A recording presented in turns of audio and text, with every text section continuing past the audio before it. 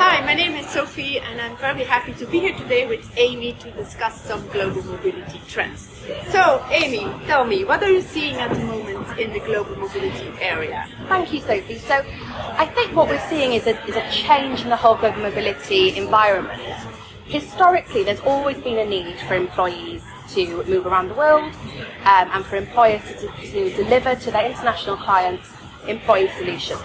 However, the COVID pandemic that happened, whereby we were seeing more remote working and working from home, and then IR35 in the UK, whereby we were realising that maybe contractors weren't really contractors, changed how we were looking at employees working. And that changed how employees want to work. So employees no longer necessarily want to be working from their office 5 days a week, and that's been embraced with the hybrid and work from anywhere models. But also we're looking at our workforce slightly changing.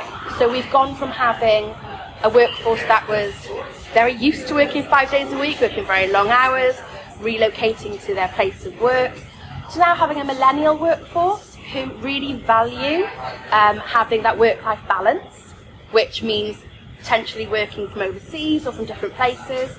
But also we're having a more aged workforce.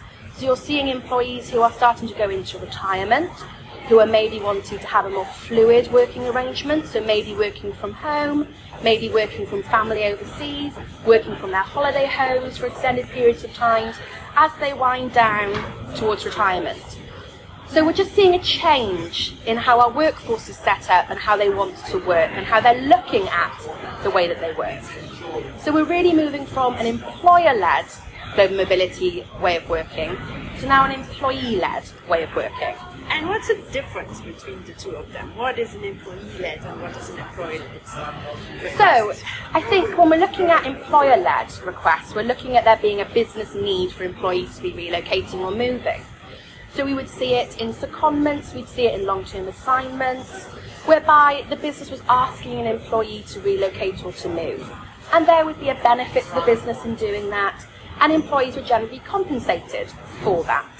But ultimately it would all be made on the basis of it helping the business.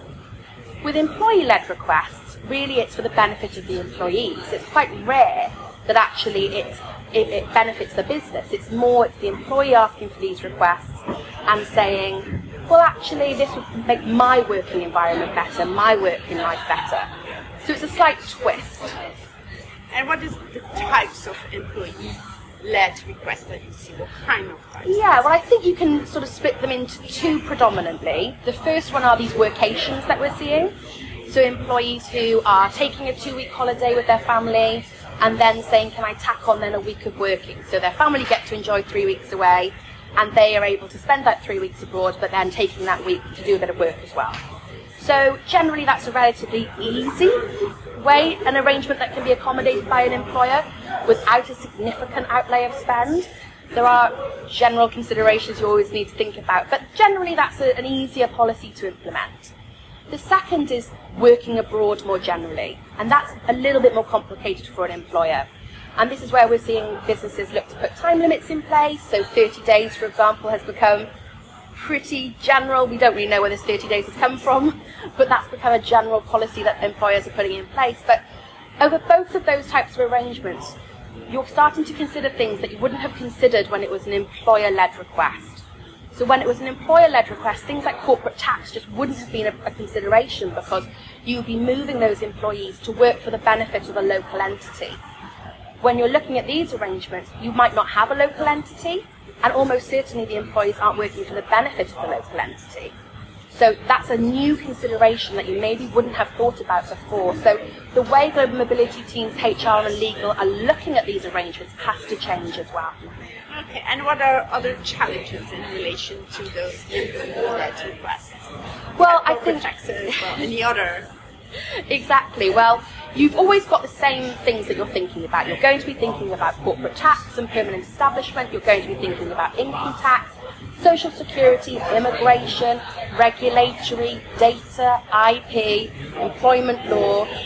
There are always going to be things that you're going to be thinking about, and some of these will be new to businesses. They won't have had to consider these before.